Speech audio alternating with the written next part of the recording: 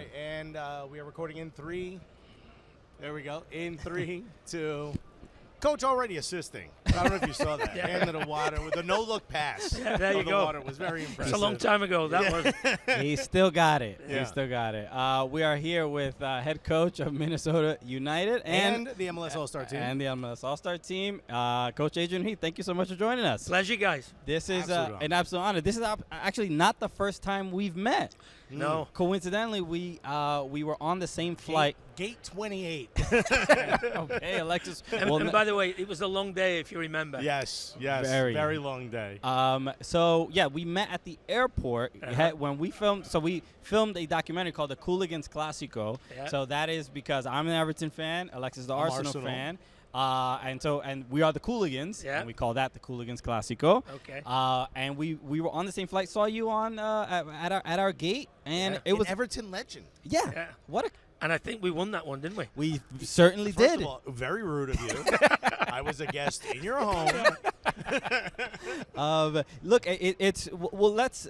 Should we start with Europe or start with MLS stuff? Just like he did with his career. Start with Europe, and then we'll make our way. Okay. Look, it was the last few months have been the last year has as an Everton fan has been fascinating. I think even for fans of the Premier League, seeing Everton. Even in the position that they were in, but clearly as a former player, it must feel a little bit different and hurt in a different way.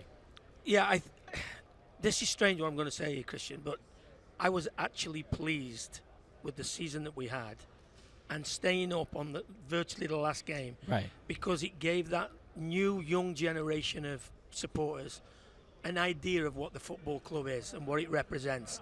Because they haven't seen it. Right. You know, we haven't won a trophy since '96, the FA Cup, I think it is. And for that younger generation to probably see why their dad and why their grandfather love this club, I think that Crystal Palace game showed everything in a nutshell. So, in a perverse sort of way, it was something I think that should galvanize the club. Yeah. I'm going to stop you. It's not in a perverse way. This seems to be a common thread amongst Evertonians is that the idea is you can enjoy being an Everton supporter without the pain associated with being an Everton supporter. You guys are masochists. It sort of bonds you, apparently. Yeah, I've been called a lot of things in my time. Masochist, not so sure, but it was a surreal ending to the season. My wife said to me, "Do you want to watch the game on your own?" The Palace game, and I went, yeah. And I was pacing up and down. Where did you watch it? I watched it in my home in Wayzata, which is obviously like 20 minutes sort of west of here, the training facility. Is it a facility. separate, like you have a great room or something? Like one of those rooms that just has the TV and you could throw stuff? No, that was why my wife left. I think she wanted to leave me to it. And by the way, at 2-0 at half time, she rang me. She goes, "You want me to come back?" I go, "No, you better stay out for a few hours. Stay out for a few more hours if you don't mind." Until the final whistle. Don't walk in. No, and then obviously the comeback was unbelievable. But, you know, it was a special night, but for a lot of wrong reasons, really. For Adrian, how does Adrian Heath watch an important match like that? Are you coaching, yelling, "We should be doing this"? Get up, forward. Invariably, you sit there with your coach's hat on saying, well, they could be doing this, or at half time I would maybe change this. That one was nothing more than a supporter praying that the team that he loves so dearly was not going to get relegated. Yeah. Because I don't think people realise what would happen to the football club if it did. You know, the new stadium's going up. Yeah. We can't be going down and being a championship club and building a $500 million stadium. Right. You know, that's just not in the plan, I don't think. Right. But, no, it was a pretty surreal evening. But I did an interview for a magazine in England about 7 or 8 weeks before the end of the season. Mm-hmm. And they asked me, "Do you think Everton will go down?" And I said no, because the stadium and the supporters will keep them in the division. And they did. Yeah. Yeah. Because without the reaction of the supporters in that stadium, which is still, for me, one of the most atmospheric stadiums in the country, I don't know whether they get over the line. I really don't. You know, they said that on the gantry before the last match. They said, you know, Everton's going through a bit of a rough patch, but they have this place. Yes. And from being there and being in the away section, as Damari Gray's goal went in, very rude again. But as I saw that, because I'm an American, I'm not as live or die. You know, but a loss doesn't. It makes me very upset. But I'm not one of those people that throughout my day, it's not everyone's gonna be like Everton lost, or Arsenal lost. So I kind of I can get over it on my own way.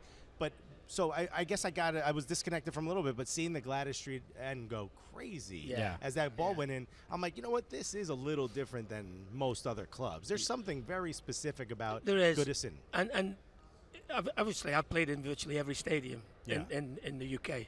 Nearly every one of the 92 clubs. Mm-hmm. There's nowhere like it when it's a big game under the lights. And there's part of me, as much as I know it's progression and the club want to move into the 21st century and the corporate hospitality is such an important part. But it's like me saying to a Cubs fan or a Red Sox fan, we're going to bring Wrigley Field, we're going to flatten it and build a brand new shiny stadium or Fenway Park. They'd be like, no chance. No, that's what I'm saying. Yeah. So there's part of me which is like that. Right. Because it is something special and it will be sadly missed when it's gone. The other thing you've played in every stadium. Which one's the worst one? Oh, there's been some bad ones in the lower leagues, trust me. I played on a wet, rainy night in Newport County one night. The showers weren't working and there was about 12 of us in one bath after the game, and I still have nightmares thinking about that after the game. PTSD. So the last question I want to ask about Everton is the Minnesota United did play against Everton. Why'd you do that to them? So I look as the a former player and coaching. It's obviously exciting to have your former team play at Allianz Field, but there must have been a bittersweet feeling in that victory. On your face, actually. Yeah, I was, obviously there's part of me which is so pleased for our club. Yes. Right. And I was so pleased the way that our club represented itself. Mm-hmm. Great crowd, great game day. The evening was a great evening entertainment in terms of the atmosphere. The players did themselves justice. And then I wake up next morning and go, the cold harsh reality of, oh my God, are we in for another roller coaster? We're going to be biting my nails again come August, It's funny. There's Nas is a rapper. There's a line he said way back in the day. It said, "It be your own people's." I thought that as soon as I saw it, I was like, "Oh." No, it wasn't. It was an incredible showing for Minnesota United. Yeah. I think that is the thing that we should highlight and focus on. One thing I do want to ask, because you mentioned the fan base here, which we got to see when Allianz opened. It was incredible. Yeah. What do you think the world will take from this MLS All-Star game when they watch it? Because I have a feeling the fans are going to be impressing a lot of people. Okay, and it'll be sold out, which it nearly always is. Mm-hmm. We've got a great fan base. I think the biggest thing I think people will take away from it is that's a football town. Yeah. Because that's not what everybody thinks about America at times. This is a football town. They go back to the kicks, etc., to the 70s, the 80s. Right. We've had teams here. Yeah. So it hasn't surprised me. When I first got here, I was like, I wonder what it's going to be like. And then I started to go to these sort of watch parties and go in and meeting the fans. There's a depth of knowledge here about the game. Yeah. We've got loads of supporters groups in town. So the one thing I want people to take away from it is special stadium, special atmosphere, and that's a football town. Okay. It's beautiful. And we've been asking a lot of the players when it comes to that rivalry between MLS and Liga MX. Yeah. Is from the coaching standpoint, is there any bragging rights that you're also focusing on, or are you just trying to have a good time? No, I think that we all realize we represent the MLS, and I think what the commission has done over the last 20 years is gradually grown this league to where now there's a piece of paper between the two leagues in terms of quality. Right. Mm-hmm. That wasn't always the case. I think I came here 13 years ago, and if there was a Liga MX collective against an MLS, I think it'd been pretty decisive which way it would have gone. I don't think anybody could predict what the game would be like on Wednesday. Right. Last year it was penalties. I think it will be really, really close again, because I think the Liga MX, they realize that this is a proper competition now and a proper rivalry, because the leagues are catching up. Yeah.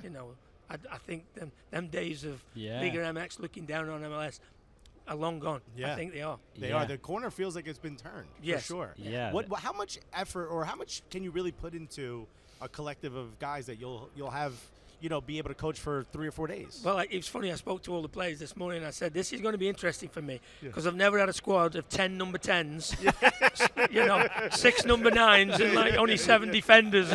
No one wants to pass. Everyone wants to get on a highlight reel. Yeah. So, it's going to have its challenges, but the one thing I know we've got a lot of talent. Yeah. So, I'm sure that speaking to the players this morning, they're all really determined to do well and make a good showing. We'll try and make sure that everybody plays because I think that's only fair that everybody feels as though they've contributed. Of course.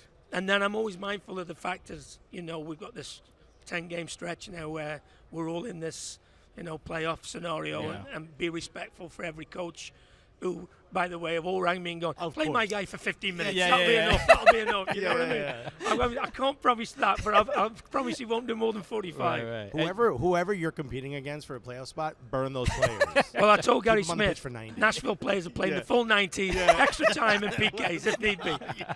Look, we just really got to make sure that the world sees their talent. All the Nashville players have to stay on the field for extra training.